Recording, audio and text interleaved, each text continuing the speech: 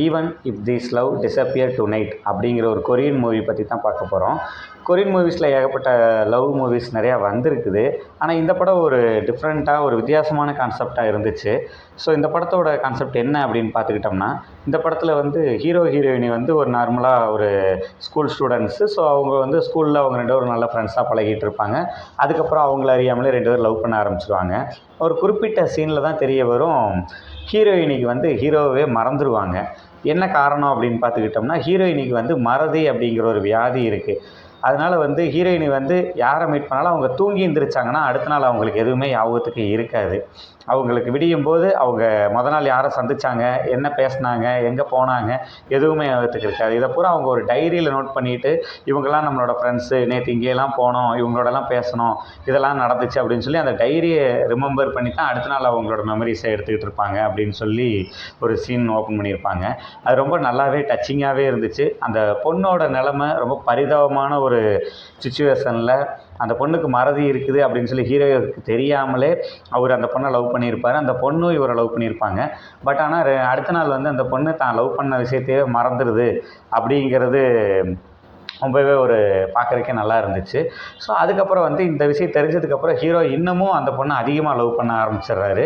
அதே மாதிரி இன்னொன்று பார்த்துக்கிட்டிங்கன்னா, அதுக்கடுத்தது கொஞ்ச நேரத்துலேயே வந்து ஹீரோவுக்கும் ஹார்ட்டில் ஒரு பிரச்சனை இருக்குது, எப்போ வேணாலும் ஹீரோ இறக்கக்கூடிய நிலமையில இருக்கார் அப்படின்னு சொல்லி அவருக்கும் ஒரு உடம்புல பிரச்சனை இருக்குதுன்னு சொல்லி ஹீரோ ஒரு குறிப்பிட்ட சீனுக்கு மேலே அவரு இறந்துடுறாரு படத்தில். இறந்ததுக்கப்புறம் ஹீரோயினிக்கு யாரும் இந்த ஹீரோவோட முகம் மட்டும் ஞாபகம் இருக்குது. அதை படமாக வரைகிறாங்க. இது யாருன்னு தெரியல, ஆனால் எப்போவுமே நான் பேசி பழகின முகமாக எனக்கு தெரியுது. பட் ஆனால் இவர் யாருன்னு என்னால் ரெக்கக்னைஸ் பண்ணவே முடியல அப்படின்னு சொல்லி ஹீரோயினி அதை சொல்லி ஃபீல் பண்ணுறதும், அதே மாதிரி ஹீரோ இறந்ததுக்கப்புறம் ஹீரோயினியோட பேரண்ட்ஸாக இருக்கட்டும், அவரோட கூட இருந்த ஃப்ரெண்ட்ஸே வந்து ஹீரோவோட இருந்த அடையாளங்கள் எல்லாத்தையுமே அழிச்சிருவாங்க.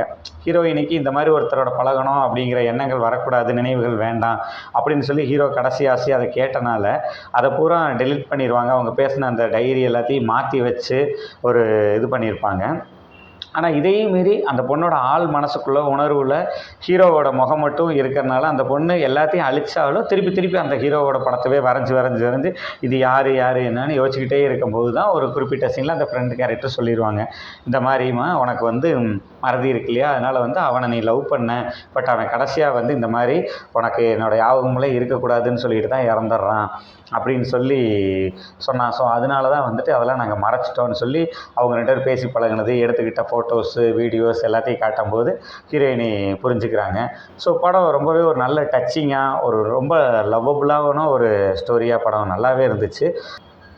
படத்தில் ஒரு நல்ல டச்சிங்கான ஒரு டைலாக் என்னென்னு பார்த்துக்கிட்டோம்னா, எல்லாருமே வந்து ஒருத்தர் இறந்ததுக்கப்புறம் அவங்களோட நினைவுகள் பைய மறந்துடுவாங்க அப்படின்னு சொல்லுவாங்க. ஆனால் இந்த பொண்ணு, இந்த ஹீரோயினி கேரக்டர் மட்டும் ஒருத்தர் இறந்ததுக்கப்புறம் பைய அவரை பற்றி நினைக்க ஆரம்பிக்கிறா, பைய அவனோட மெமரிஸை ரீகலெக்ட் பண்ணிகிட்டு இருக்கா அப்படிங்கிற ஒரு டைலாக்கு அந்த மாதிரி ஒரு சிச்சுவேஷனில் பண்ணியிருக்கிறது படம் ரொம்பவே நல்லா இருந்துச்சு. கண்டிப்பாக நீங்களும் பாருங்கள், பிடிக்கும்னு நினைக்கிறேன். ஸோ கண்டிப்பாக இந்த படத்தை ஒரு டைம் பார்க்கலாம்.